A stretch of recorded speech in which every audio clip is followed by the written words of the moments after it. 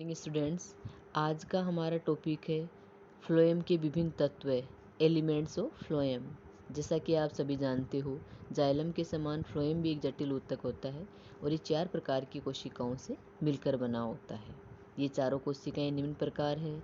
Number 1 चालनी नलिकाएं, number 2 सहकोशिकाएं, number 3 phloem अर्धूतक और number 4 phloem तंतु। सबसे पहले अपन पढ़ेंगे चालनी नलिकाएं, सीव ट्यूब्स। फ्लोएम का मुख्य कार्य होता है खाद्य पदार्थों का अधोमुखी और ऊपरीमुखी संवहन करना। तो इस कार्य से संबंधित फ्लोएम की ये सबसे महत्वपूर्ण संरचनाएं होती है। प्रत्येक चालनी नलिका का निर्माण एक के ऊपर एक क्रम में लगी हुई कोशिकाओं से होता है। ये कोशिकाएं लंबी होती है, इनका व्यास अधिक होता है, कोशिका भित्ति पतली होती है और ये कोमल एवं सजीव होती है। इन कोशिकाओं की अनुप्रस्थ भित्ति में अनेक छोटे छोटे छिद्र होते हैं, जिससे ये चालनी के समान दिखाई देती है। इस कारण इन अनुप्रस्थ भित्तियों को चालनी पट्टिकाएं कहते हैं। देखिए, मैं आपको एक डायग्राम दिखाती हूँ। यहाँ इस डायग्राम में देखिए, ये वाली संरचना है चालनी नलिका की एक कोशिका है। और चूँकि मैंने अभी बताया कि चालनी नलिका का निर्माण अनेक कोशिकाओं के एक के ऊपर एक क्रम में व्यवस्थित होने से होता है। तो देखो, यहाँ से लेकर ये पूरी संरचना एक चालनी नलिका को दिखा रही है, जिसमें ये देखिए एक चालनी कोशिका ये है, दूसरी चालनी कोशिका ये है, तीसरी चालनी कोशिका ये है। इस प्रकार अनेक चालनी कोशिकाएं एक के ऊपर एक व्यवस्थित होती है। फिर देखो, इन चालनी कोशिकाओं की जो अनुप्रस्थ भित्तियाँ होती है, ये चालनी कोशिका की एक अनुप्रस्थ भित्ति है। यहाँ देखिए, ये एक चालनी कोशिका की अनुप्रस्थ भित्ति है। इस भित्ति में अनेक छोटे छोटे छिद्र होते हैं। छिद्र होने से इसकी अनुप्रस्थ भित्ति को बोलते हैं सीव प्लेट्स या चालनी पट्टिका। यहाँ देखिए, कोशिका इस अनुप्रस्थ भित्ति में, दूसरी जो ऊपर वाली अनुप्रस्थ भित्ति है उसमें भी चालनी पट्टिका है। आगे देखिए, परिपक्व चालनी नलिका की कोशिकाओं में केंद्रक नहीं पाया जाता है। जब चालनी नलिका की जो कोशिकाएं हैं वो परिपक्व हो जाती है, तब उनका केंद्रक नष्ट हो जाता है। ऐसी स्थिति में प्रत्येक चालनी कोशिका के केंद्रीय भाग में एक बड़ी रिक्तिका बन जाती है और उस रिक्तिका को घेरे हुए एक परिधीय जीव द्रव्य पाया जाता है। मतलब कोशिका के केंद्रीय भाग में एक केंद्रक न होकर बड़ी रिक्तिका बन जाती है और उस रिक्तिका के चारों ओर परिधीय भाग में कोशिका द्रव्य पाया जाता है। एक कोशिका का कोशिका द्रव्य चालनी छिद्रों से होकर गुजरने वाले कोशिका द्रव्य स्ट्रैंडों द्वारा निकटवर्ती कोशिका की कोशिका द्रव्य से संपर्कित रहता है। जैसा कि आप जानते हो, प्लाज्मोडेस्माटा होता है कि प्रत्येक कोशिका का कोशिका द्रव्य स्ट्रैंडों के द्वारा, कोशिका द्रव्य स्ट्रैंडों को ही प्लाज्मोडेस्माटा कहते हैं, उनके द्वारा संपर्क में रहता है। तो यहाँ पे देखिए, चालनी जो कोशिकाएं होती है उनकी अनुप्रस्थ भित्तियों में छिद्र होते हैं और इन छिद्रों के द्वारा एक कोशिका का कोशिका द्रव्य दूसरी कोशिका के अंदर आ जा सकता है। घुलित तरल खाद्य का अनुप्रस्थ संवहन इन्हीं कोशिका द्रव्य स्ट्रैंडों या प्लाज्मोडेस्माटा के द्वारा होता है। एक बार फिर से रिपीट कर देती हूँ, प्लाज्मोडेस्माटा या कोशिका द्रव्य स्ट्रैंड। तो प्रत्येक कोशिका का जो कोशिका द्रव्य है वो प्लाज्मोडेस्माटा या कोशिका द्रव्य स्ट्रैंडों के द्वारा आपस में संपर्क में रहता है। यानी एक कोशिका का कोशिका द्रव्य इन स्ट्रैंड्स या प्लाज्मोडेस्माटा के द्वारा एक कोशिका से दूसरी कोशिका में जा सकता है और इन्हीं स्ट्रैंडों के द्वारा जो घुलित खाद्य पदार्थ है उसका भी अनुप्रस्थ संवहन होता है। चालनी पट्टिका से संबंध एक कार्बोहाइड्रेट यौगिक होता है जिसको केलोस कहते हैं और इस केलोस का संश्लेषण और विघटन करने वाले एंजाइम चालनी कोशिका की कोशिका द्रव्य में ही होते हैं। केलोस संयोजकी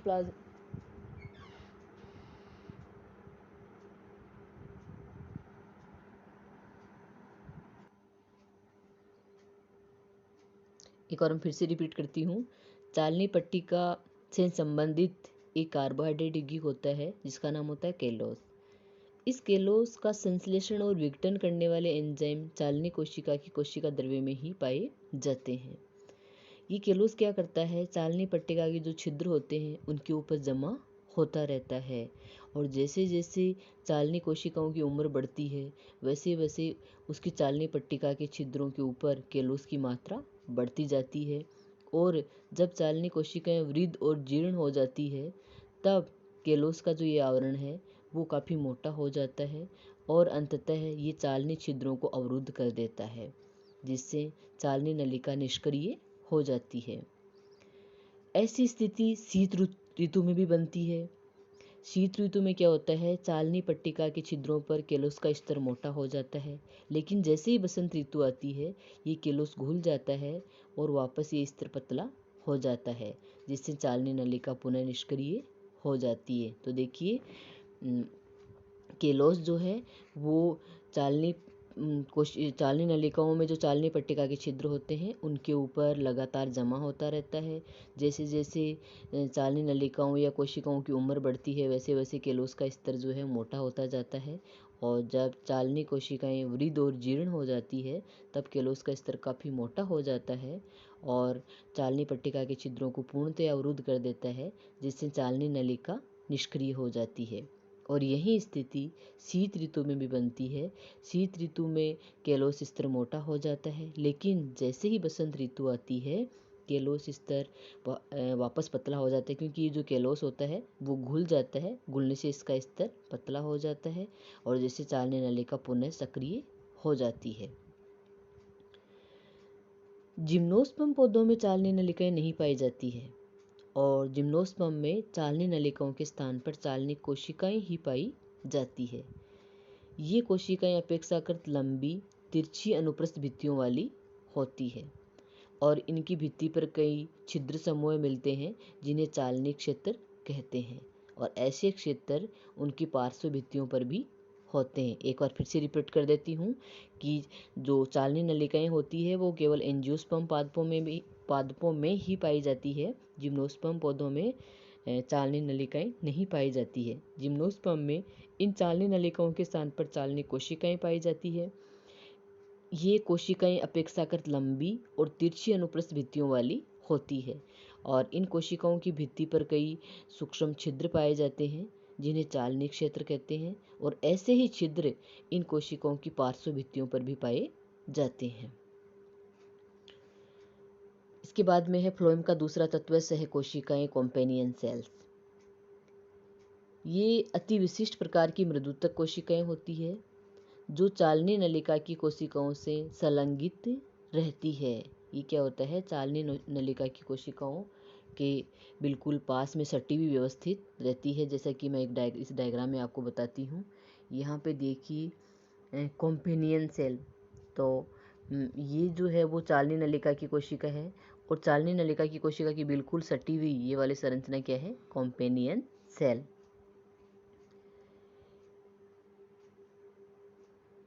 इनकी व नलिका की सदस्य कोशिका के मध्य की भित्ति में अनेक सूक्ष्म छिद्र होते हैं जिनमें से गुजरने वाले प्लाज्मोडेस्माटा नलिका व सहकोशिका की कोशिका द्रव्यों को संपर्कित करते हैं। देखिए चालनी नलिका की कोशिका और सहकोशिका एक दूसरे के निकट संबंध में रहती है। ये चालनी नलिका की कोशिका है और ये इसके बिल्कुल सटी हुई सहकोशिका है। अब देखो चालनी नलिका और सहकोशिका की जो अनुप्रस्थ भित्तियां होती है उनके ऊपर छोटे छोटे छिद्र होते हैं और इन छिद्रों की सहायता से चालनी नलिका का कोशिका द्रव्य सहकोशिका की कोशिका द्रव्य से जुड़ा हुआ रहता है। इन कोशिकाओं में सघन रिक्तिका युक्त कोशिका द्रव्य और स्पष्ट केंद्रक पाया जाता है। एक चालनी नलिका से संलग्नित एक लंबी या एक से अधिक छोटी सहकोशिकाएं हो सकती है। चालनी तत्वों और सहकोशिकाओं का उद्भव एक ही विभेद्योतक कोशिका से होता है। जो चालनी कोशिका और सहकोशिका होती है उन दोनों का उद्भव एक ही विभेद्योतक कोशिका में विभाजन की क्रिया से होता है। अब देखिए सहकोशिकाएं जिम्नोस्पर्म और सहकोशिकाएं जो होती है उनका जिम्नोस्पर्म और टेरिडोफाइट्स के फ्लोएम में पूर्ण अभाव होता है। ये केवल एंजियोस्पर्म में ही पाई जाती है। जैसा कि अपन ने ऊपर पढ़ा था कि जो चालनी नलिकाएं हैं वो केवल एंजियोस्पर्म में ही पाई जाती है। जिम्नोस्पर्म में चालनी नलिकाओं के स्थान पर चालनी कोशिकाएं पाई जाती है। और यदि अपन बात करें सहकोशिकाओं की तो जिम्नोस्पर्म और टेरिडोफाइट्स के फ्लोएम में सहकोशिकाओं का पूर्ण अभाव होता है, ये केवल एंजियोस्पर्म में ही पाई जाती है। इसके बाद में अपन देखते हैं सहकोशिकाओं का कार्य। तो सहकोशिकाओं का मुख्य कार्य तरल कार्बनिक पदार्थों के संवहन में सहायता करना है। साथ ही साथ इसका दूसरा कार्य होता है चालनी नलिका में दाब प्रवणता को बनाए रखना। अगला फ्लोएम तत्व है फ्लोएम मृदुतक। फ्लोएम उत्तक में पाई जाने वाली मृदुतक कोशिकाओं को फ्लोएम मृदुतक कहते हैं। ये कोशिकाएं लंबी, चौड़ी और कुछ गोल होती है।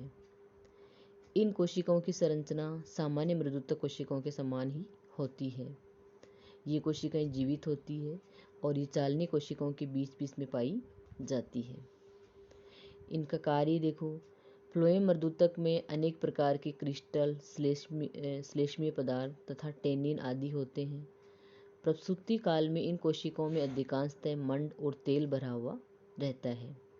ये कोशिकाएं भोज्य पदार्थों का संचय करती है और तरल खाद्य पदार्थों के सेवन में सहायता करती है। अगला फ्लोएम एलिमेंट है फ्लोएम रेसे। इससे पहले अपन बात करते हैं फ्लोएम मृदुतक के वितरण की। तो फ्लोएम मृदुतक प्राय द्विबीजपत्री पादपों में पाए जाते हैं। एक बीजपत्री स्तंभों और कुछ द्विबीजपत्री पादपों जैसे रेननकुलस में फ्लोएम मृदुतक अनुपस्थित होता है। नेक्स्ट है फ्लोएम रेसे। तो दृढ़उतक तंतु जो फ्लोएम में मिलते हैं उन्हें फ्लोएम तंतु या बास्ट तंतु कहते हैं। इनके बारे में अपन ने पीछे भी पढ़ा था, जब अपन सरल ऊतक पढ़ रहे थे, दृढ़ोतक के प्रकार पढ़ रहे थे। उस टाइम पे हमने देखे थे कि दृढ़ोतक दो प्रकार का होता है। एक होता है दृढ़ोतक रेसे और दूसरा होता है फ्लोएम रेसों की कोशिका भित्ति मोटी और लिग्निन युक्त होती है।